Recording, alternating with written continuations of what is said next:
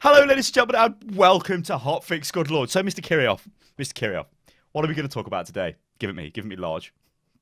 The Assassin's Creed Unity that launched, that did well. Great reviews all across the. But that's a lie. It's been a completely horrible buggy mess. BuzzCon 2014. I'm getting a strong sense of BlizzCon. deja vu right now. Yeah, it's weird. This I don't get it. Well, They revealed Overwatch Sun. Come on, stick to it. Come on, let's get through this. Yes. StarCraft 2 as well. Yes. Very popular StarCraft 2. Shame it didn't work properly. And Warlords of Draenor, not Draenor, Draenor. Oh yes, because Dino Rod fans are the best. Yeah, that was yeah. Okay, now, ladies and gentlemen, this is the BBC website. But before we go into what actually happened with the terribleness of this game, I wanted to talk to you just about my my experiences with Assassin's Creed. So we get games sent to us for free. Hatred. I have irrational hatred for the game, right? So Ubisoft send us games, okay? So they sent us Assassin's Creed, but not on PC. Obviously, because it was fucking horrendous. But the PS4 version was still shit. But they sent us the PS4 version. I said to Mr. Kirioff, right, because I have the AverMedia capture card. So, like, it had to be me, like, records the shit for console. And I'm sitting there and I'm like, I know Mr. Kirioff likes previous Assassin's Creed games, right?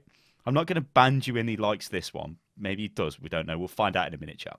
But I'm like, he would be better suited playing it. But you know what?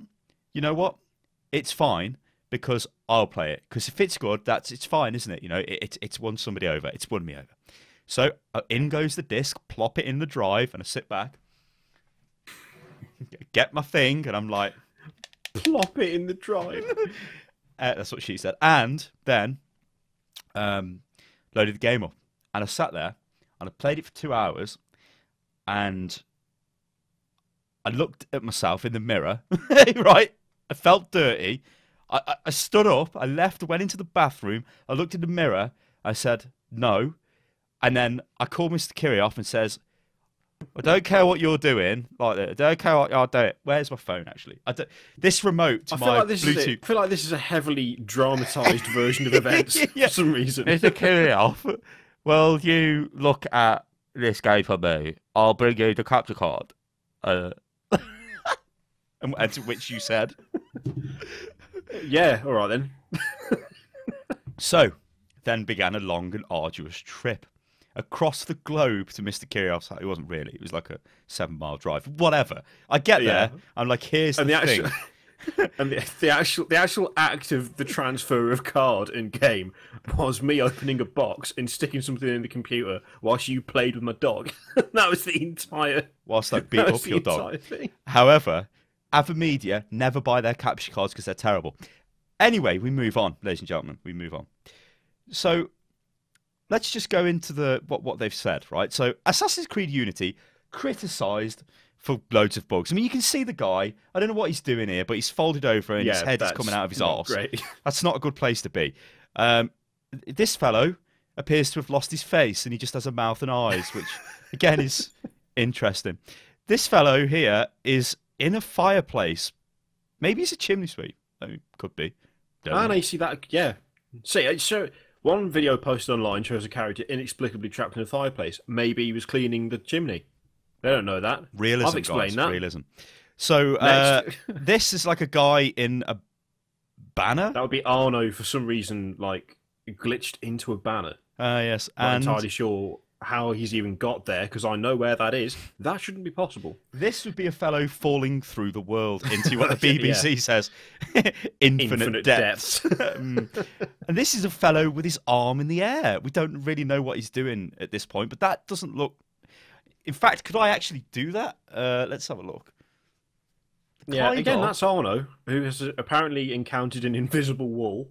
Oh, is that what he's doing? Jesus, He's trying to climb. Yeah, he's trying to climb a ledge there, but there is no ledge. But that's a big Jesus problem. Christ! Anyway, the last picture is nightmare fuel. Look at that. And the last picture. Now I think that's Jesus. Arno as well, isn't it? Because that's his woman. Yeah, that's Arno as well. Yeah, Yeah, that's like near the very start of the game. yeah. Because I remember I did that bit. So anyway, right, and also this is a nice bit of information as well, off another website which I've very cleverly loaded up. Oh, well, this is nice as well. So shares in the firm have dropped by 12.8% after the launch, rightfully so. It was a bag of shit. Yeah, that's bad. This, That's yeah. So the Yahoo Finance page, this is what quite an interesting little quote from, I don't know why it says source IGN when it's taken from fucking NeoGAF. Fuck you, IGN. Anyway, Ubisoft North American president, I can't pronounce his name, a French man, said that Ubisoft would break Assassin's Creed's annualized schedule by delaying a game if it's not good enough.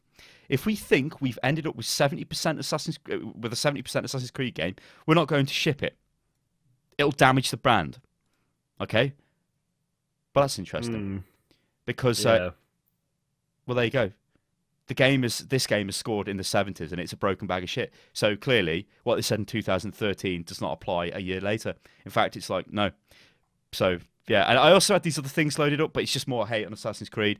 So instead, I'm just going to leave you with the bottom picture of the BBC while we have a little bit of a discussion about this. In fact, we had a I'm sorry, Mr. Kirioff. I'm terrible as a host. I just talk over everyone. This was something that... Look, see, I made a comment. Personally, I despise the games. And this is very strong. But it's Twitter, so I'll explain what I've tried to say in a second. For everything that's wrong with the game in industry, regurgitated shite with extra shite. So we'll get onto that in a second. So let's go back to the crazy face. Mr. Kirioff, give it me. Ubisoft are literally something that EA. I will say, like, in fairness, see, this is going to sound weird because I like the game. I'm not going to lie about the fact I like the game. I'm also not going to say that it's absolutely perfect on every platform because that's obviously bullshit, because it's not. But a lot of the issues that people have talked about, and this is going to sound hard to believe, but it is just the truth. I haven't experienced like most of this stuff. Like I know that people have had massive problems with frame rate. I know that's happened. I had that. People have talked about it a lot. But I had that. Though. I know, but this is the weird thing. I had one instance of that, and I've now got 14 hours in the game. I've had one instance where the frame rate tanked. So it's like, I don't know how that is even possible. Like, what has gone on there? Things like climbing up invisible walls and stuff, again, I've not experienced that. I've not seen any crazy physics. I've not fallen through people as I'm jumping off buildings. People have talked about the fact that when you try and do the free running down buildings and stuff as well, apparently that can be buggy as hell, and you like glide to the side and like float off the building. Again, I don't know whether I'm somehow doing it wrong or I'm somehow doing it like more right than anyone else in the world, but in all the footage that I went through to make the review that's on the channel, I just didn't see those issues, and I haven't experienced those issues playing the game. But on the other hand, there's plenty of stuff showing that that's the case. So, sorry, Mr. Kirioff, I don't know. The display has just turned into a black box again. Allow me to try and re-add it without deleting Mr. Kirioff's face, ladies and gentlemen. I just saw it. It just disappeared. It's like, why? I didn't even touch it. I didn't even touch it. Anyway, carry on. People are saying that I'm just incredibly lucky. I think that is the case. I think, honestly, I just got lucky with the game in that the issues that other people are having, I just somehow managed to avoid. Well, a big thing people are complaining about is like when you try and interact with stuff like chests or quest NPCs. I had one moment where I went up to an NPC and it said speak, and I pressed the button and he didn't talk to me and he didn't say anything, and I was like, what the hell is going on? But then it just fixed itself without me doing anything further. That is so ghetto, it's unbelievable. But it worked. That was the weird thing. But on the other hand, quite clearly, it should, for a start, okay, right. On the consoles, it's obviously not optimized very well. I'm perfectly happy to admit that. The frame rate like 15 FPS and below at times, and it was like 30. Yeah, the frame rate is not as good as it's supposed to be. It's absolutely shit. And that's their problem. Like, that's just something they should have fixed. The frame rate tanking, again, that's their problem. The state that it's released for PC though is just unacceptable. Like, I might like the game and I might be enjoying it, but I'm not going to defend Ubisoft for releasing something that is so buggy that, I mean, even Total Biscuit just went, I'm not even going to make a WTF of this game because it's literally impossible.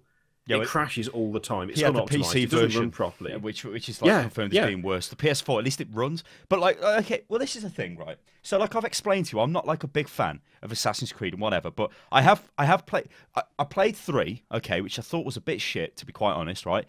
3 is the worst of all. 4, I played for the longest. I probably played that for about 6 or 7 hours, maybe. I really enjoyed the boat shit. I enjoyed the colours because it was really vibrant. And I did kind of enjoy it. But it does make me laugh. Like, if you guys follow me on Twitter, I said something about I'm about to play a game that has a word in its name which is nothing to do with the game. And that is assassin. Because at no point in these other games are you actually an assassin. You're just a fucking murderer. Where you just murder hundreds of people in the street. It's like ludicrous. But the boat stuff was pretty good, right? So then I come to fucking Paris, right? And I'm like, okay, there's no boat shit. What's going on there? There's no fucking multiplayer like the deathmatch multiplayer thing. You know, where, there was a target, you had to go and assassinate them, which, to be fair, was fairly funky. In this, you just get some bullshit co-op and you don't get boats. Now, I know that what you'll probably say to me about this is, you're in fucking Paris, you retard. How can you have a ship of the line? And I understand, right? I understand that. But if the game, like, what looked the best to me, I watched your video, Mr. Kirioff, and everybody in the fucking chat and watching HOTFIX should go and watch Mr. Kirioff's little review, because he talks about things I have no idea about, like comparing the combat system back to the previous one. Because to me, I just was like, this is shit, slow, get away. I was just irrational hate. I didn't even care, you know what I mean? But there was crazy sections in it, like you even said, there's like a Devil May Cry section where the fucking the world was just exploding. The guys running about. There's a bit where you run up the not the Eiffel Tower, the Statue of Liberty is being built. Go through a portal. It's like, well, that's fancy.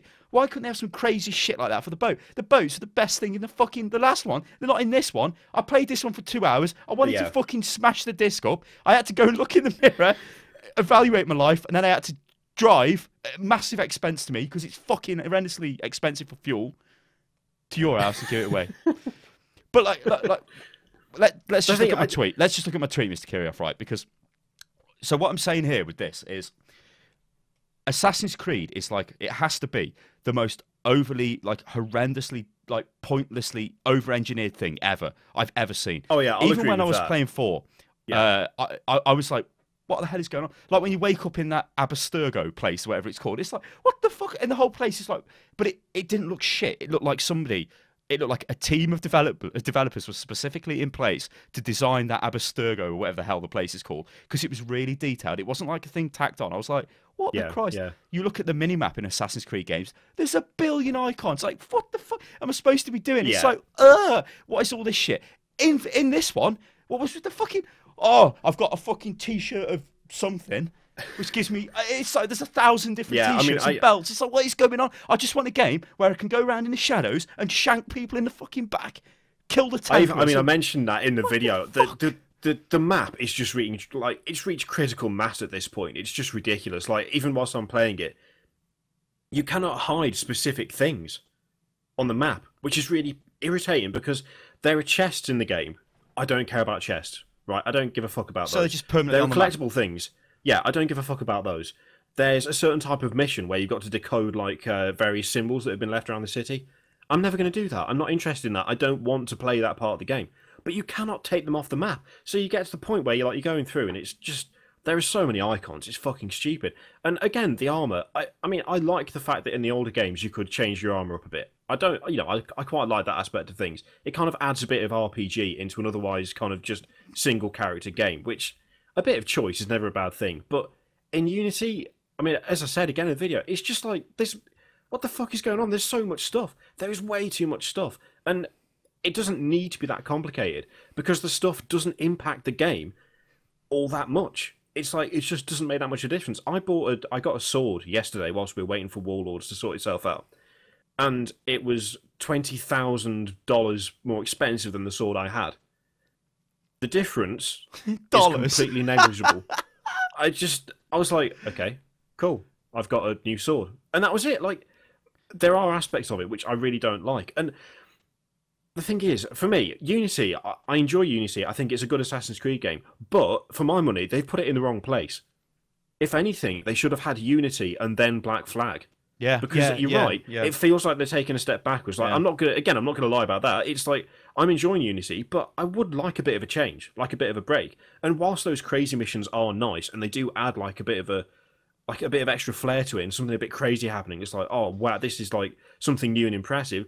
It's still not as good as like the actual separation you get in Black Flag from, doing the standard Assassin's Creed stuff and being on your own ship. It's like, They've put it in the wrong place. They've stuck it in the wrong part of the timeline, and I don't really get why they've put it where they have, unless they thought that the only way they could successfully pull off Paris, which, I mean, whether you like the Assassin's Creed games or not, they've done a really good job with, like, the artistic aspect of this Assassin's Creed is really good. It's the best of all of them for me. It looks really nice. Admittedly, the people who were given the job of making everything interact with each other have completely fucked up and screwed themselves. But the people who designed it, like the people who made the layout for the map, who picked all the different kind of, I guess, the clothes and the characters, they've done a really good job. It's just the implementation of it has gone horribly wrong. And I don't know whether they thought they couldn't do that until this generation because they wanted the big crowds, they wanted this, this huge, really well done city. I don't know, but it's like I don't get why Unity wasn't before Black Flag, or at least if you're going to have Unity, why they haven't I hate utilised things a bit more. And this is going to offend any French people watching. People just don't give a shit about the French Revolution or anything like that. I mean, I understand Ubisoft's a French company, but pirates, Mr. Kirioff, are fucking pirates. It's like shit. Pirates are universal, aren't they? Yeah. Yeah. The American Revolution one, American War of Independence, wasn't it, with Assassin's Creed 3? That you can understand. America's the biggest market for games, so yeah, that works well. But Paris, French Revolution, like what did piss me off, but it made me laugh. Everybody's got an English accent in this game. It's like, God, hello, how are you doing? It's like, oh yeah, of course they all speak like this, don't they? In fucking Paris. But then there'd be like random French conversations going on. But like things you actually have to listen to is like, oh, I say, old chap, I went to the bakery. It was bloody gorgeous. It's like, mate, I'm in London. What's going on? It's all weird. It's weird. Stupid. But like, really, for me... So let's look at this at like a bigger issue, right? Because you've got this like sequel syndrome with the big stuff. You've got this in movies and films. I guess you've got it with books as well to some extent. You've definitely got it with games. And all the major franchises, year upon year, just throw the same shit out to you. Now, I'll go back to the hilarious Twitter thing. I mean, you can see all the response. It's pretty funny. Spat we had. Now, what was brought up in this was an interesting topic because... Advanced Warfare. I said, "Oh, this is pretty good." You said to me, "Well, you're an idiot. You're telling me this one's shit." And I'm like, "Well, but let me just go into that now because Assassin's Creed,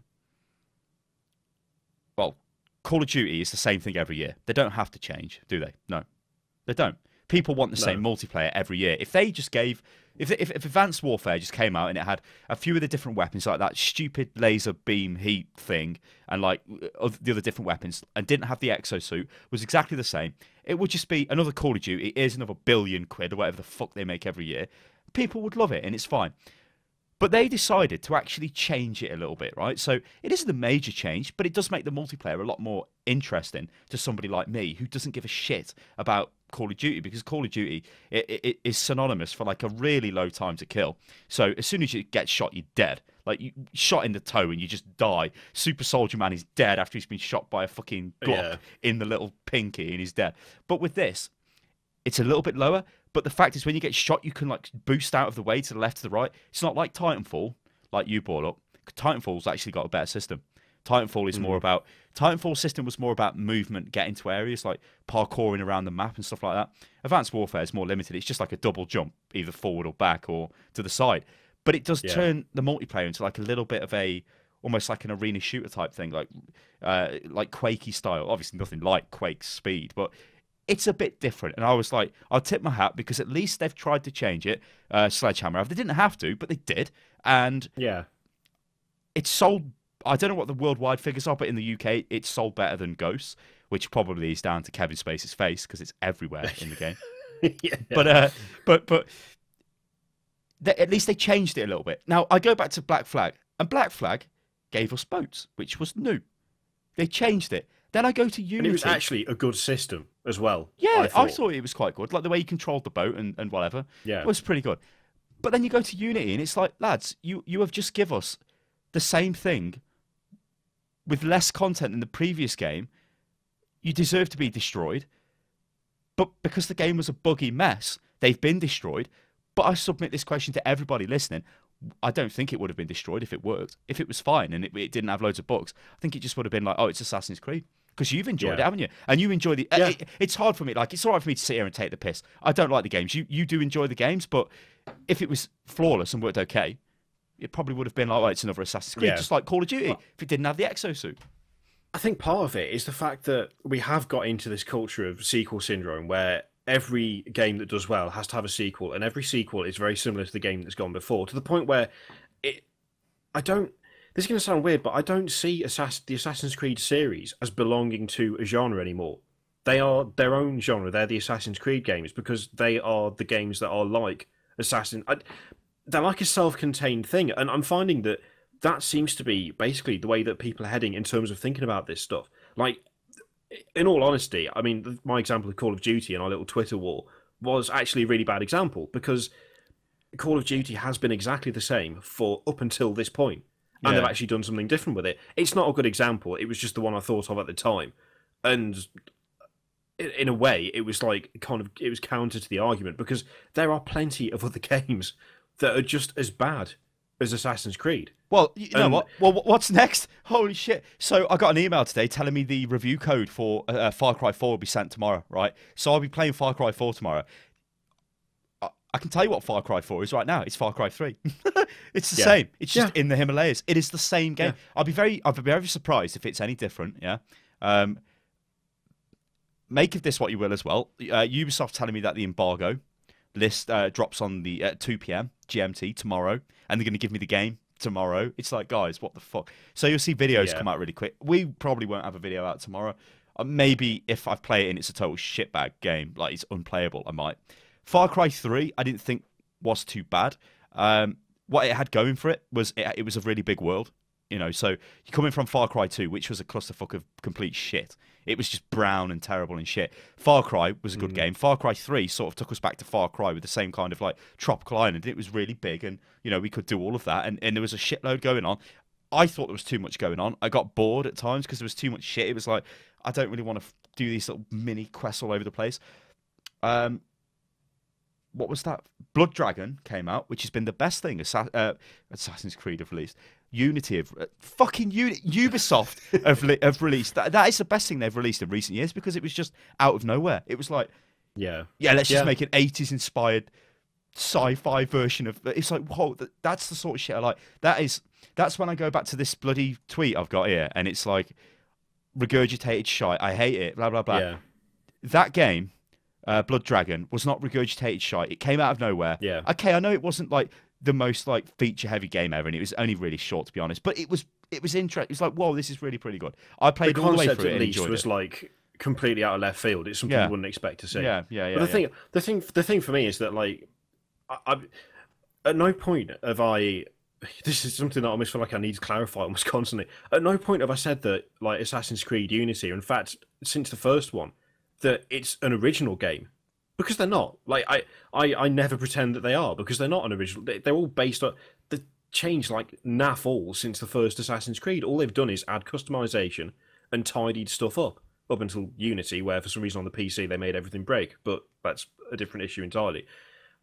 But as a result of that, it's like there is this sequel syndrome. But I don't know whether it's just me or whether more people are doing this now. I just don't look to major sequels for any sort of innovation anymore. No. I look to them because I'm like, I enjoyed the previous one, therefore I will probably enjoy this one.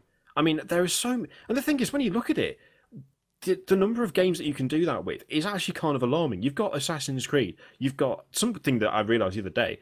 I don't know whether you ever played Dynasty Warriors. No, years ago. No. They are still making those games. I played Dynasty Warriors 3. I saw a clip of Dynasty Warriors 8 earlier today, whilst we were talking about this, what we're going to discuss today. Exactly the same with better graphics. Literally exactly the same. I played Dynasty Warriors 3 on like the PlayStation 2 or something. That is like got the worst sequel sort of syndrome of any game I've ever seen in my life. Then you've got things like Grand Theft Auto. I mean, Grand Theft Auto was a technical masterpiece for the consoles it was on. GTA 5. I mean, it just was. It was absolutely insane what they managed to do. But at the same time, it was still just Grand Theft Auto. I know, but I think the like the crux of the argument is it's a case of it doesn't necessarily matter if it's a sequel, if it sort of builds on what there was before, where Unity doesn't. It's like it's almost like Civ Beyond Earth as well. it's a game which you would expect to build upon what you've got, but the previous game is much better, and that really makes no sense, and it just stinks of like a filthy cash grab. And especially when you've got Ubisoft involved, the hate they're getting, I've seen people call them the new EA and all this shit. It's the same thing. The last thing I want to talk about with Assassin's Creed, we're not going to talk about Assassin's Creed Rogue as well, guys, because I don't fucking know what that is. Although I do have a copy of that, but I don't know what that is. I don't know what that is. I've got no idea. Apparently somebody said it's got boats in it. That'd be pretty funny if it does. It's got more features than the fucking next gen. If that's true, I will be unhappy. Anyway, to say the least. So Ubisoft, this is on Wired. So they say Ubisoft's sneaky scheme to keep you from seeing bad reviews. Now, I know there's been videos of popular people in the YouTube world about embargoes and stuff. So I don't care about you, Flash. So this is interesting because we got the game, right, and we were told the review, I think it was a Tuesday, wasn't it? It went up. Yeah. We could upload. Yeah, it was Tuesday. However, the game was already out, but not in the UK. But it was already out, okay? But the embargo, so in the US, you could get the game, and there were, in fact, videos out, because I remember looking at them thinking, these guys are, like, breaking the embargo. What's going on here? But the game was already out. So Ubisoft were trying to control when reviews came out of their game, which you can't really control, because as soon as your game's out there, people are going to make reviews of it anyway, regardless of who they are, sort of thing. But, so, like, the major outlets kind of would hold back on their review content because they don't want to sour their ties with the likes of Ubisoft, where the YouTubers are a bit like, we don't give a shit because we could have got the game earlier anyway. But I was completely oblivious to this. I thought the game hadn't come out.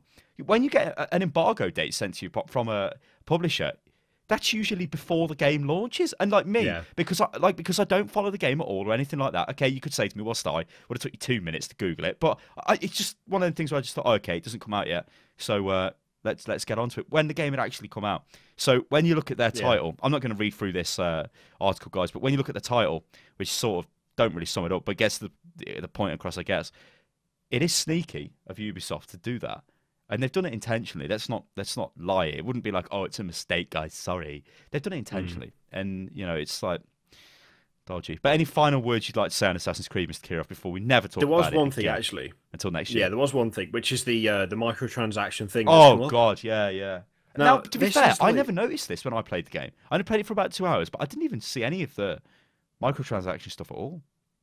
It's basically hidden away in the customization menu where you can unlock gear, like you can buy gear or upgrade gear with hack points. Hack? You can hack it to get. Yeah, it's not good. Well, like chop. Yeah, it's a stupid name for a stupid currency. Hack. But when I looked at it, I noticed it. I was like, "What the hell is this?" I pressed it. It did not connect to any service because Ubisoft hadn't turned it on, which was shitty on there. Oh, I'm right. Defend that. Yeah. Because that's horrendous. Because that was deliberately done to stop reviewers from finding out how much this stuff costs.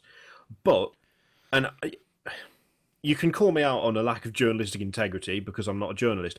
But I tried it. It didn't work, and I instantly forgot about it to the point where I only went back to check this when I saw other people complaining about it, because I literally went, microtransactions? What? Oh yeah, those. I didn't know you need those. You don't need those. What's the point of that? That was literally my entire thought process. As I said, I've got like 14 hours in that game now. At no point, like literally no point, have I looked and I've gone, if I don't buy this with real money, I will be unable to progress further. Or if I want this now, I've got to pay with real money. Or if I want to upgrade this, I've got... It's shit that it's in like a full price game, but it's also completely irrelevant to the point where it's so greedy. It's gone beyond stupid because they've managed to give you everything you need to play the game, and then gone. Also, you can pay for it too. Why would I mean the people who are saying, "Oh, this is the fucking problem with them"? They do too much shit. I bet you, right? They're sitting down and they've got a fucking list, and it's like, this feature needs to be in this feature, this feature, this feature, this feature. And when they're all done, we'll go. And one of them will be microtransactions because microtransactions make money. And it's like, in a game like Assassin's Creed, microtransactions, it's fucking stupid. But I have seen posts on Reddit and things like that with people really going crazy about it. Oh, 100 quid for this, 100 quid for that. And it's like, yeah, but it's not like... You can just ignore it. It's like it has no bearing on your experience of the game whatsoever. Yeah. It's not like it's fucking you over, but it is retarded that it's there. That is effort that could have been spent elsewhere.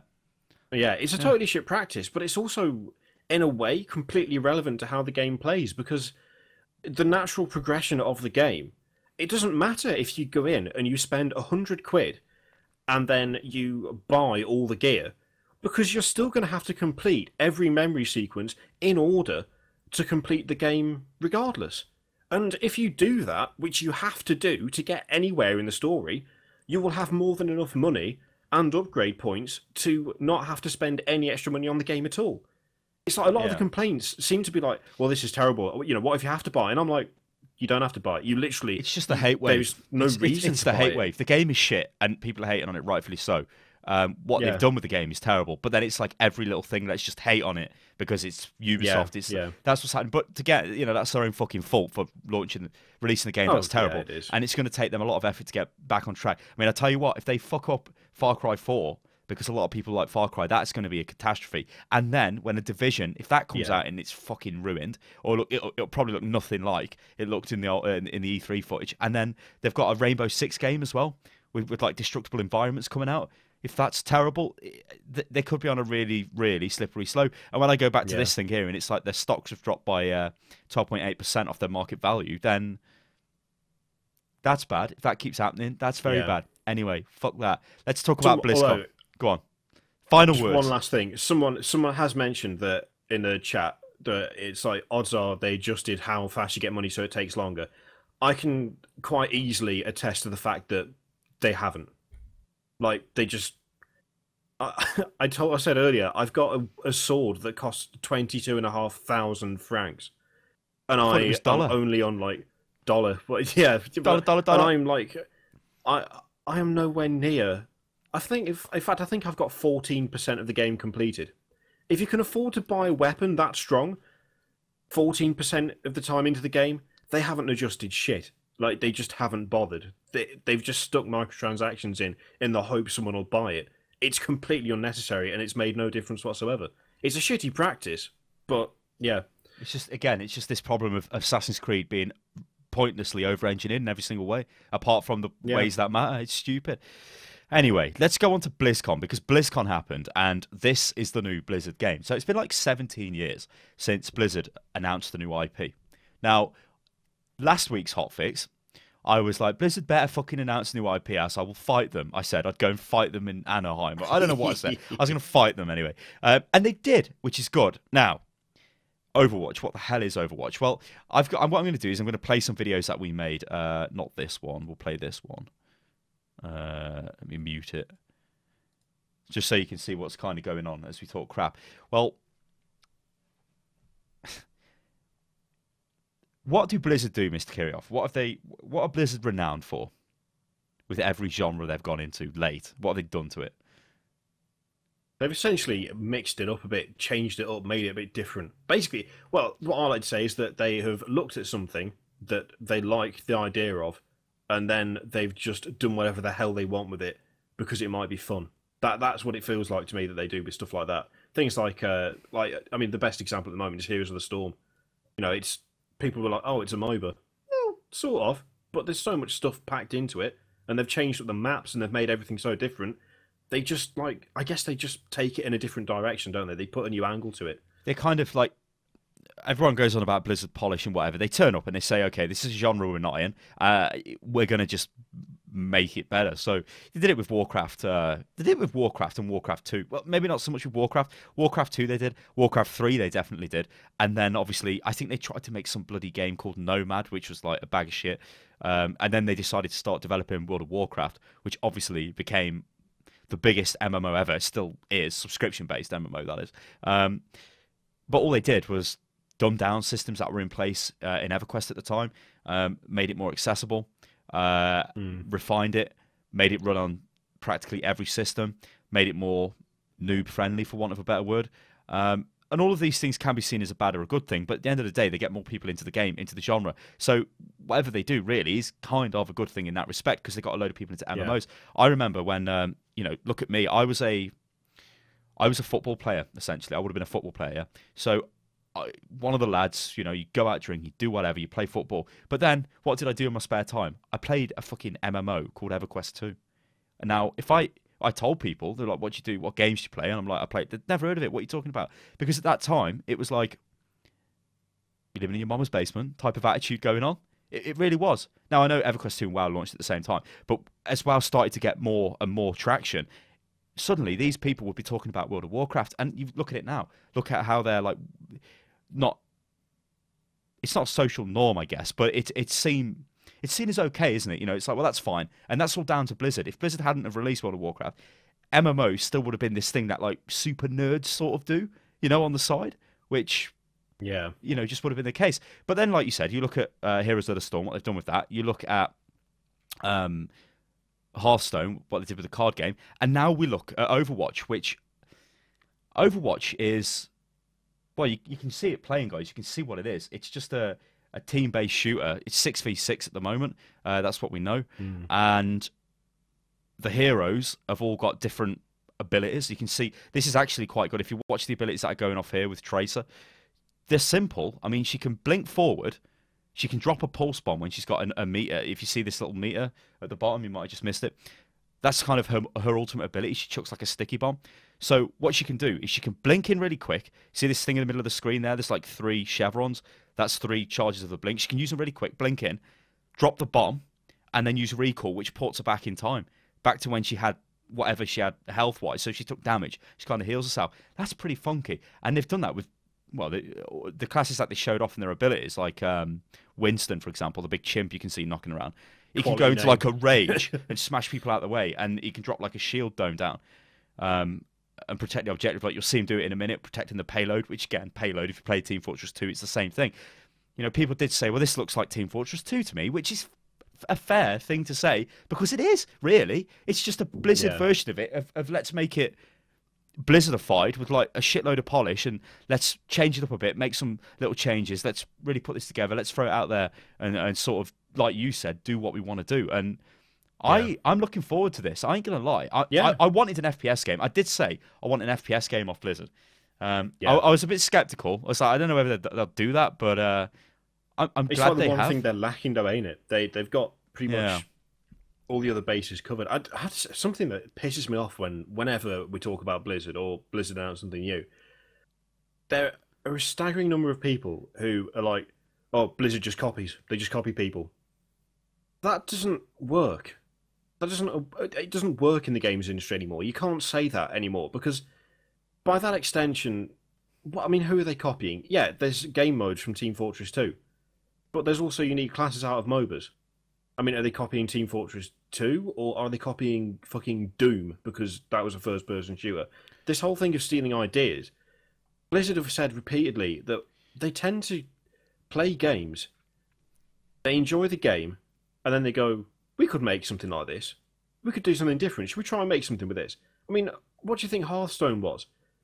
You know, a bunch of them like Magic the Gathering and stuff, and it's like, well, there's no card game that's easily accessible. There's no card game that, you know, is really taking the world by storm. We could make something out of this. You know, we could make a decent card game. And so they do. But Blizzard are sort of at the point. And then people were like, oh, they're copying Magic. It's like, it's a fucking card game. What else are they going to do? If they want to make that type of game, I mean, at this point, no matter what they make, they're copying something. So how does that work? But if you look at the other side of the argument, and I do understand this argument, okay, why? Like, a lot of people were like, what?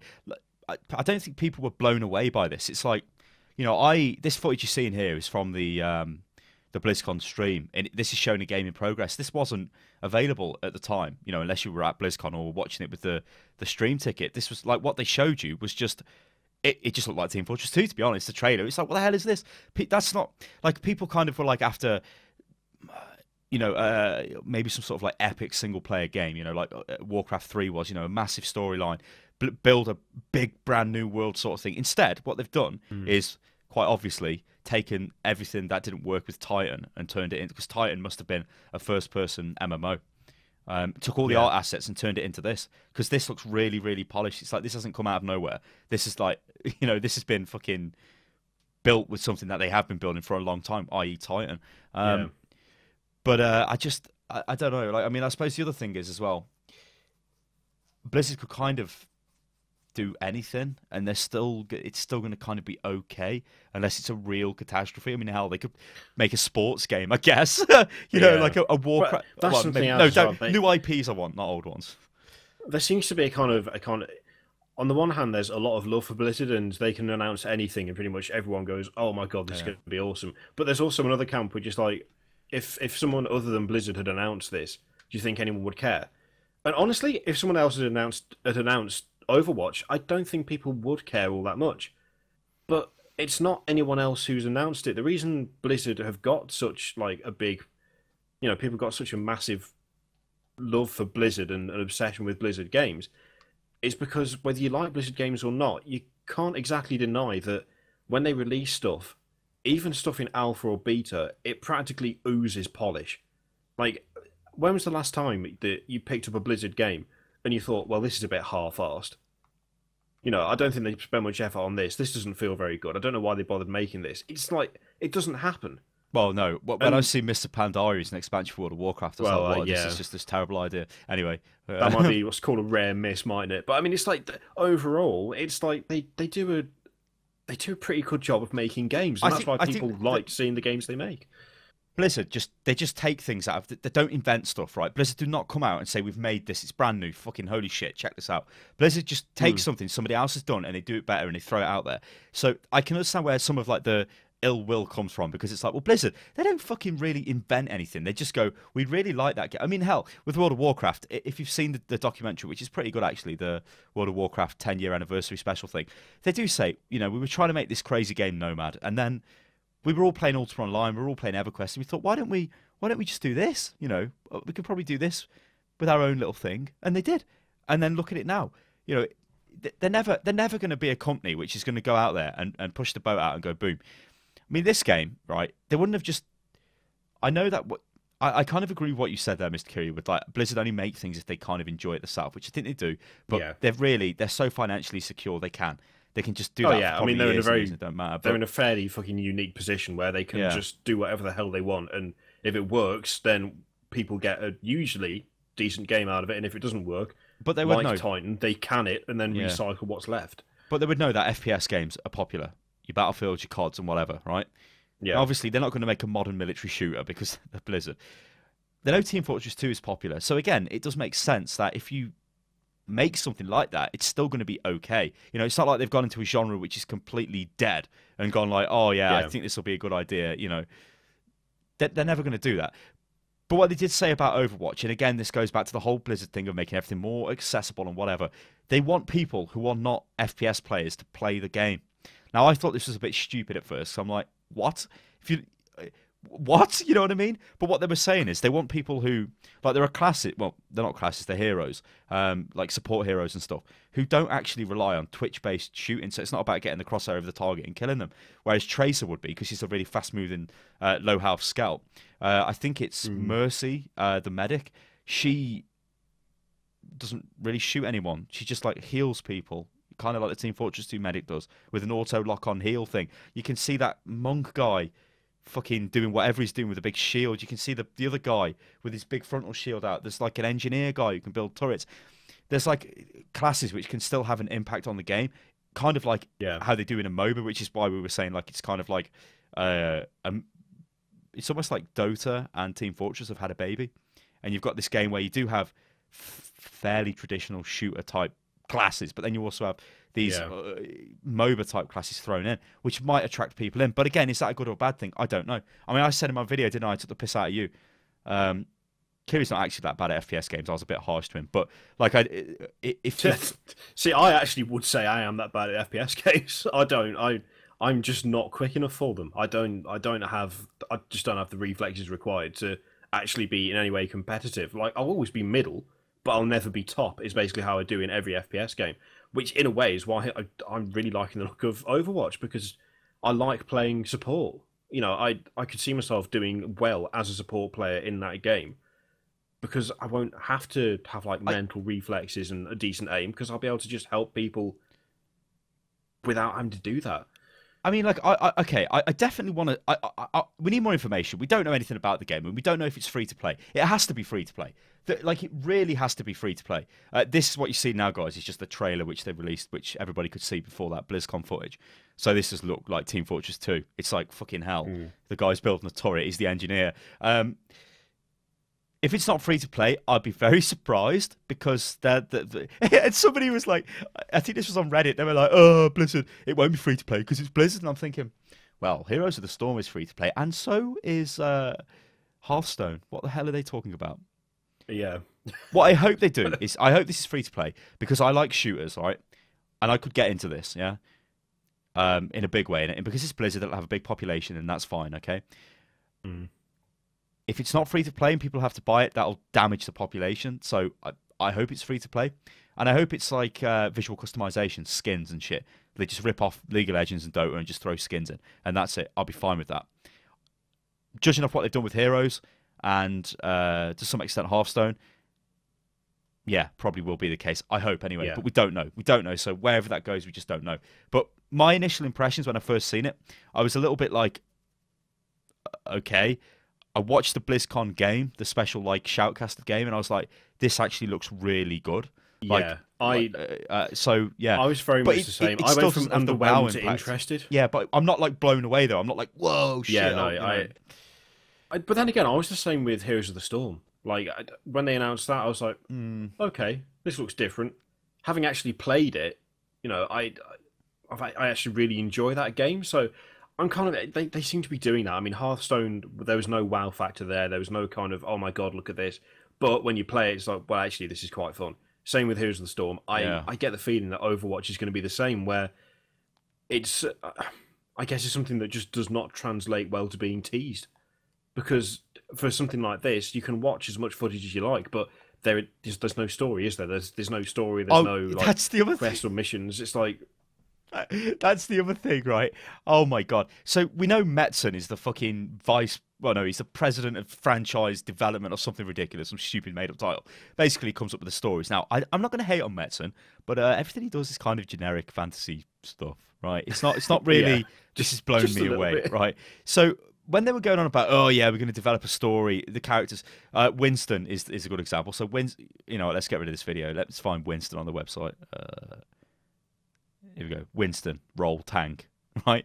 Winston, right, has glasses on, ladies and gentlemen. He's a big blue chimp. Well, he's kind of blue. There's probably be a blue skin for him. I don't know. He's a big chimp anyway. He's got glasses on. Yeah, definitely be he's a scientist. Now, ladies and gentlemen, who else is like that? So when Metzen's sitting on stage and saying, oh yeah, we're going totally wild with the ideas for characters and we're going to have a crazy backstory, we're going to have a guy, a beast, with glasses, he's a big chimp, well, an ape, and he's a scientist.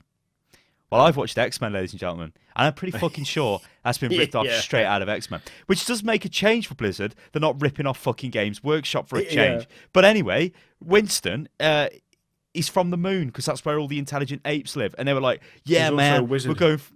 Yeah, he's also fuck you, man, fuck you, Dinklebot. From the moon. So that is an amazing story. I'm just like, Jesus Christ! But what they're going to do with the story? It's not going to be in the game, but it's going to be out of the game. It's going to be like lore shit. It's going to be like the Destiny stupid cards. What were they? The Grimoires. The Grimoires. Yeah, that nobody of which reads. I looked at approximately none. I never even looked at them. It come up. You've got some. I don't even fucking care. Go away. So to me, it's just pointless. It's like, what the hell would you even bother with that? But whatever, it's Blizzard, so who gives a fuck? Carry on with it. If you're giving me a decent shooter and it works well, which it probably will because it's Blizzard, then I'll be fine. And if it gives me enjoyable games, it'll be fine. And I haven't really got much more to say on it apart from Winston's apparently 29. He is the best name ever, Winston. It's gonna be interesting to play it. I think it's gonna be. I'm hoping it's good. I'd be surprised if they drop the ball, but yeah, it's definitely for me one of those things where I don't think you need to see more than one trailer. You just need to actually play the game. Yeah, because that stuff just does not translate well to publicity. Frankly, it's got to be an experience as opposed to something you watch in a little screen on bloody YouTube or something. Well, yeah. So I mean, there we go. I mean, the other thing as well, BlizzCon. We have this article isn't really the best, but the now. I think StarCraft 2 is the best esport to watch. Okay, I know this is all personal preference, but I really enjoy watching StarCraft 2. Probably because it was the first esport I watched, to be honest. But I really enjoy watching that. It's really good. Like, some of the shoutcasters are pretty good. Some are really shit and annoy the fuck out of me. A certain person with the word for a a point in the week or in the year in his name and a number with 4 plus 5, that guy can't handle it. But people like Apollo, good casters and stuff like that. So and Artosis and stuff like that. But I really enjoy it. Okay. I haven't watched any esports shit related to StarCraft for fucking ages because I just don't care. And the population of this game has been plummeting into the ground like fucking dying, right?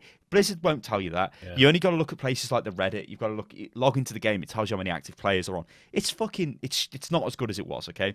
People don't care. Look at StarCraft streamers. The people who watch them way down. I remember The Muslim. I used to watch him quite a bit. Holy shit. He used to get like fucking 8,000 viewers, maybe more. He probably gets about 500 now. It's like the collapse is real. But it's because Blizzard caused it to collapse, so I firmly believe they have.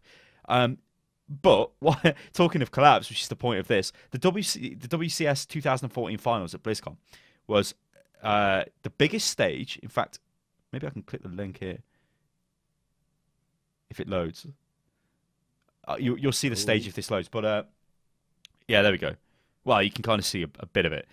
But it was this like crazy holographic stage where they could like. They had like animations of the UI and all kinds of shit going on. It looked mental. It was like, fucking hell, this is pretty good. And it was in the Anaheim Arena thing inside the convention center. So it was big. There were thousands of people in there. It looked really impressive. It was like on par with League of Legends. Okay, never had as many people as League of Legends, but you know, it was still impressive to look at. And it's like, good God, it looks impressive. It had the best viewing figures StarCraft has ever had, I think, for a thing. So that's all good. You know, that's all positive. Yeah. But the stream was down for about 6 hours, as you can see here. I sat down, like, I'm going to watch this, I'm going to enjoy it, and I can't remember, I think it was MMA was playing somebody, and it just said, oh, we're having technical problems, so sorry. And they don't actually say what the technical problems are, interestingly. They just say they released a statement, which is basically a nondescript statement, which says the power went down, and there was also other problems, so... the fact that we don't have LAN, we do actually have LAN because it was a local client we had. It's just no. That was the power going down. It's really weird to me. Like, was there separate lines to different parts of the bit? What I don't know. Maybe there is. I'm not an electrician. I don't know how this stuff works. But it's like if you have a power cut in a facility where you're hosting this, whilst also simultaneously hosting God knows what else.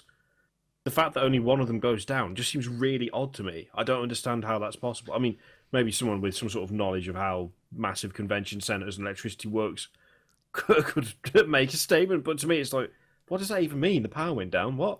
And also, I hate to jump onto the train here. I'm not that fussed about StarCraft 2. I used to watch a lot of it. I haven't watched any for God knows how long. But. Why is there no LAN? Why is there no LAN? I don't understand why there's no LAN. I don't understand why, like, they've got to this point.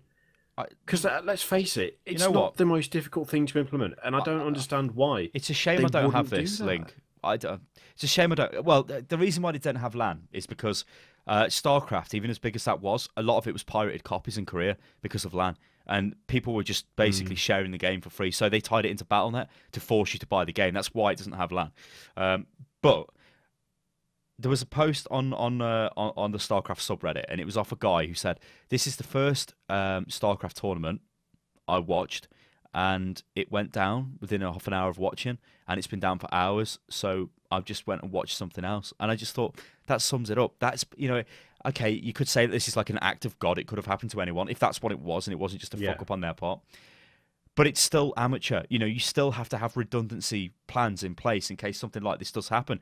This is not a small event. This is not like Bob's fucking StarCraft competition in the local internet cafe. It's like the biggest event with like I think it's like the biggest prize money for StarCraft, maybe. I don't know. It's not like the insane money of the fucking Dota International, all that stuff. But it was amateur. And to me, there, sitting there as a fan of the game, I was embarrassed. I thought, shit, like, I know this is going to be, but this is bad for them.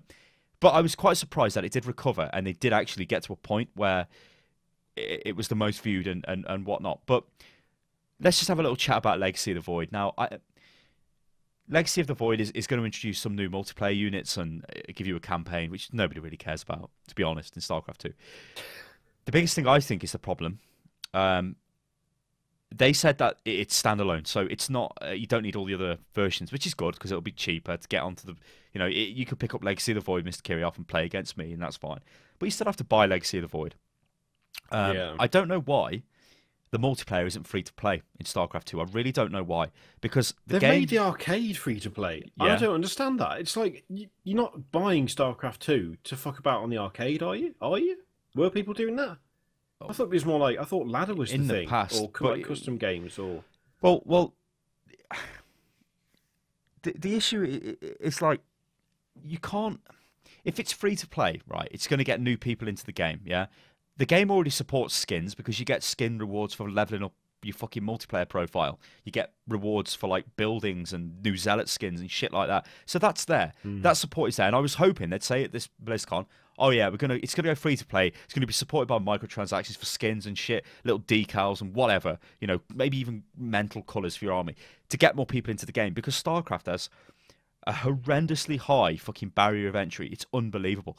I'm not shit at StarCraft 2. Yeah, I'm like low silver, right? When I played the game, I played it for quite a bit, so I would have been, much better at the game at that time. I got to high platinum, yeah. I think I even got promoted into diamond at one point, but I did get demoted out of it.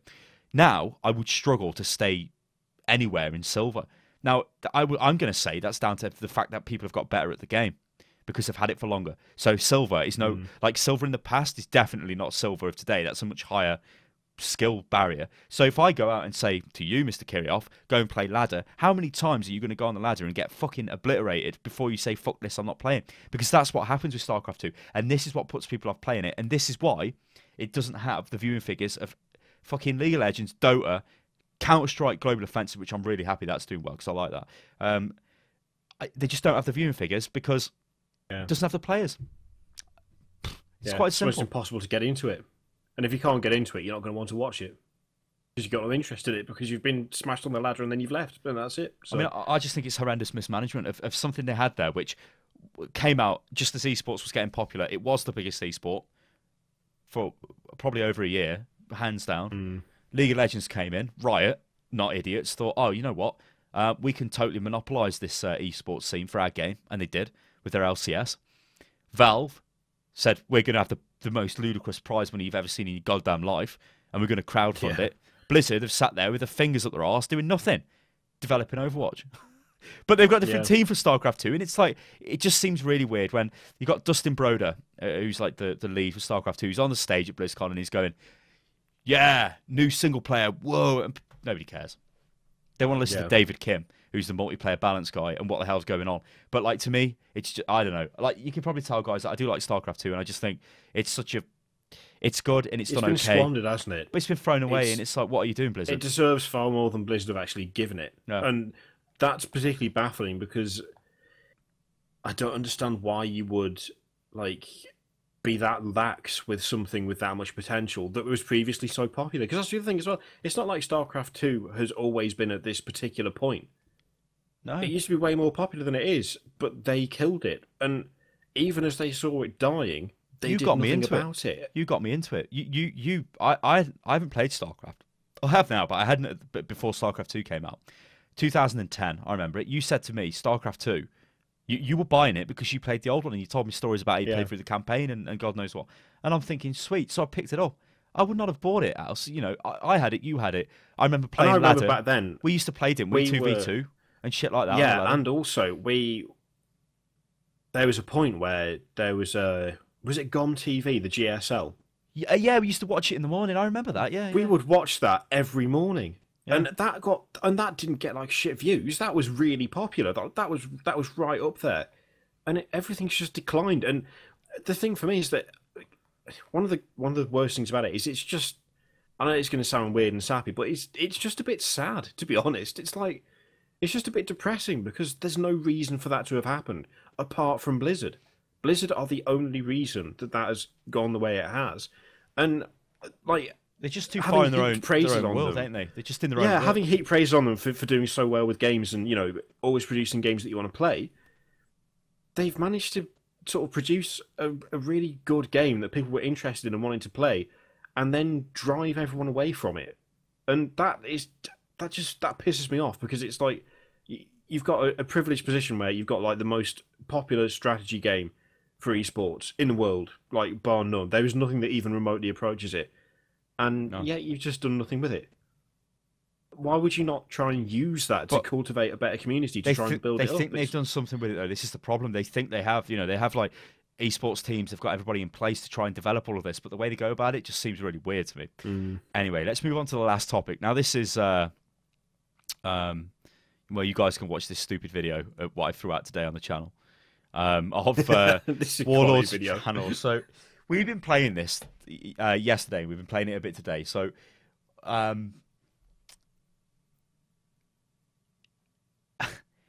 why the hell did Blizzard ever bother launching Mists of Pandaria, whatever it's called? Right, Cataclysm, I think, was a bad idea. Destroying the old world was bad, because why would you do that? Because everybody remembers the old places and you've just fucking changed the game. And it was a bit shit. I remember... I can't even remember, great, but especially that's, after Wrath. we just fucked it off. Yeah, that's the problem. After Wrath, I think Wrath was didn't good, we got to 85 and then just stopped. yeah, That's what I remember. we only happening. played We it for leveled like to a 85 week. and then we did nothing. Wrath, we got to 80, and fucking hell, we played that expansion for quite the amount of time. In fact, I got 3 characters to 80 in the end, and I had decent gear on all 3 from heroics and stuff. And yet, Cataclysm was just like, no. And then Pandas. Why Pandas? I don't know. This Pandas is what I don't terrible. get. I don't, because then Warlords of Draenor is, like, to me, that just looks like World of Warcraft. It looks like Warcraft. It's like all of the music, the way the game looks, it's like savage. It's like war. Yeah. It's like fucking. But with the panda shit, was like, what the fuck? Like, when I seen that, I remember pissing myself laughing. I was like, seriously, Blizzard, the pandas. Like, I know the expansion. I know that there's guys that play WoW in the chat, and from what I've told, and the little bit I did play of it, was actually pretty good. But the whole design of it, the aesthetics, the fucking setting, the pandas, the monks, was just like ludicrous to me. It was like childish shit, and it's like, what is this? I want murder. I want violence. I want to be in a world where I'm having to fight for everything. You know what I mean? It's like, yeah. so they've given me this with Warlords of Draenor. Now, the whole time travel trip, shit, whatever. It's probably an excuse because they couldn't think of any decent characters. So throwing out all of the orcs from before, all of the crazy chieftains and whatever is great. Bringing Hellscream back is quality because Yeah. he's a legend. I mean, actually, But, that's been something that I've really enjoyed. Like, with I think, what, 92 and 91 and a half now, level 91 and a half, something like that. But sort of going through, and we keep seeing all these people. Like crazy mad people, like Gul'dan's there, and it's like, oh shit, it's Gul'dan. Yeah, and I know who they are, and and I'm like, yeah, there's Gul'dan, there's bloody Kilrog and people like that. It's like, I know who these people are because I remember them from the lore. I remember them from playing the other Warcraft games, and like, to me, that's like, holy shit, that brings me back. That really brings me back into it. And I've been enjoying it. Right, I think it's probably a culmination of a few things. Right, it's been a very long time since we've played any MMO. Now, World of Warcraft has always been we've had a unique experience with that because we've only really played it with each other. So it's easier for us to get back into it, because the last time I played WoW was with you. The time I'm playing it now is with you. So really, it's just the same. I'm having the same like community experience. Now, a lot of people won't get that. And I can relate to that because my time in EverQuest 2, I remember I was in a raid guild called Defiant. Okay, they were the biggest... well, they were the best European raid guild for a while, and they used to get world first kills, and I actually was the raid leader for points of that, and I was one of the tanks. So I know all about high level drama. There's like countless threads on the internet hating me and stuff like that on certain websites. It's pretty funny. And they're pretty fucking funny. They're dead funny because it's like, this guy's an arsehole, and I was, but I was just getting results, so whatever. But I went back a few years later, logged in, and the guild was still active, but everybody was different, and nobody knew who I was. And I remember sitting there like, But I was a tank. Nobody knows me. I felt like a dirtbag. And I know a lot of people get that with World of Warcraft, so that's a bit of a problem. But from playing the game, I have enjoyed it. I just I play orcs, so like, to me it's like, well, it's orc. I guess it could be annoying if you're Alliance and everything's about orcs for like the last 5 years or so, or something to do with a horde. It's like, holy shit. Orcs are just more interesting than Alliance, so. Yeah, but I've been really enjoying it, and I found as well that I didn't like anywhere in Mr. Pandaria. Like, we started playing a little bit before the launch of Draenor, just to sort of level up and have a look round. I could not. There was no zone in Mr. Pandaria that I liked, because it was just I hated all, like, It was just It a was blatant so, attempt. like, A stereotypical blatant crap. It was just yeah. Let me just go get this into the out. bamboo forest and pick Bamboo, up the statue of Jade that's been dipped rice, in green tea. lotus juice. Yeah, yeah, and it just pissed me off. It was really irritating. Whereas actually, so far, Warlords of Draenor, when you get through the dark portal, it's like, holy shit, this is a proper war zone. You know, there's stuff happening everywhere. It's crazy, and it looks amazing. That little scene, that little machinima's quite good. Where you've got Thrall, you've got the mage guy, and you've got the other fool.